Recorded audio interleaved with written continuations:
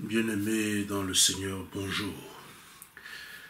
L'Esprit du Seigneur m'a conduit ce matin à partager avec vous le passage de Marc, en son chapitre 6, le verset 1, qui dit « Jésus partit de là et se rendit dans sa patrie.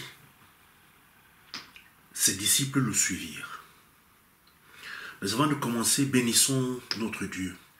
Éternel, notre Dieu, c'est toi qui nous gardes et qui nous protège. Que ton nom soit béni à toujours et que la paix de Jésus notre Seigneur et Sauveur demeure dans nos cœurs. Amen. Chers frères et sœurs en Christ, la parole de Dieu nous renseigne que Jésus n'était pas le bienvenu dans sa ville natale, Nazareth, car pour les gens de cette ville, il était un sujet de trouble, un sujet de critique et de chute. Car les gens de sa ville ne pouvaient s'expliquer le secret d'une telle vie. Ils le traitaient comme le dernier, la personne la plus méprisée, n'est-ce pas, des hommes. Et pourtant, en même temps, ils étaient étonnés. Le fils du charpentier les étonnait. Parce qu'en toute logique, ce n'est pas le lieu que Jésus aurait fréquenté pour éviter, n'est-ce pas, des conflits, mais parce qu'il était soumis au Père en toutes choses, Jésus a dû retourner une nouvelle fois dans cette ville où il a rencontré tant d'hostilité. Bien-aimés dans le Seigneur, pour ceux qui travaillent au milieu des difficultés, des incompréhensions, du bruit et des courants contraires, il est aujourd'hui question de s'interroger pour savoir si vous suscitez chez les vôtres et chez les autres la même réaction que le Fils de l'homme.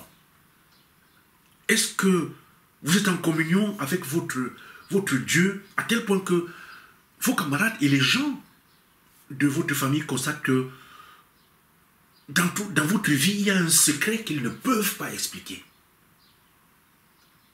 Est-ce que vous êtes le meilleur employé, ou le meilleur au job, au poste qui vous a été confié?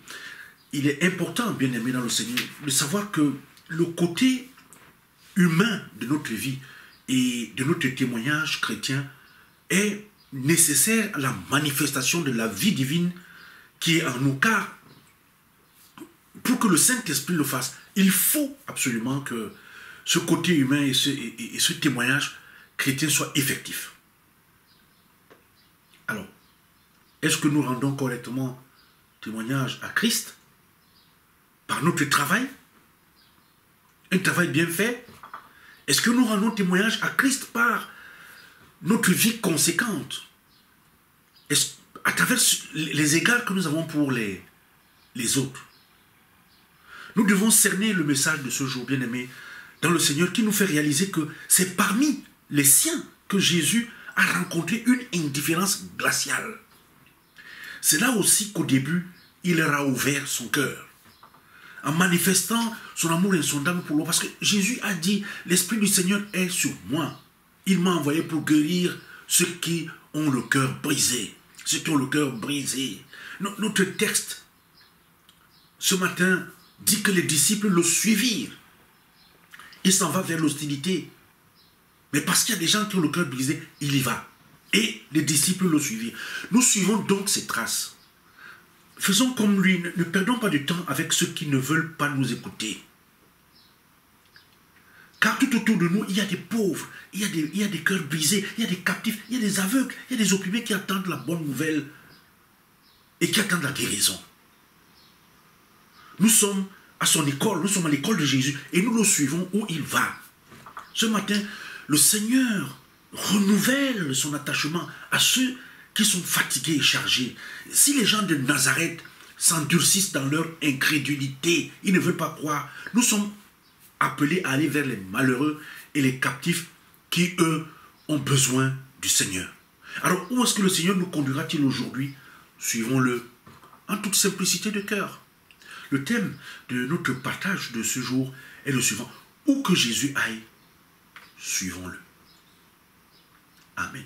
Seigneur notre Dieu, merci pour ta visitation ce matin par ta parole. Tu nous montres en exemple que l'incrédulité des gens ne doit pas nous stopper. Parce que autour de ceux qui sont incrédules, il y a ceux qui sont dans le besoin et qui ont besoin de toi, qui ont besoin d'être guéris, qui ont besoin de ta parole. Alors conduis-nous, Seigneur, vers eux. Nous te suivons. Amen.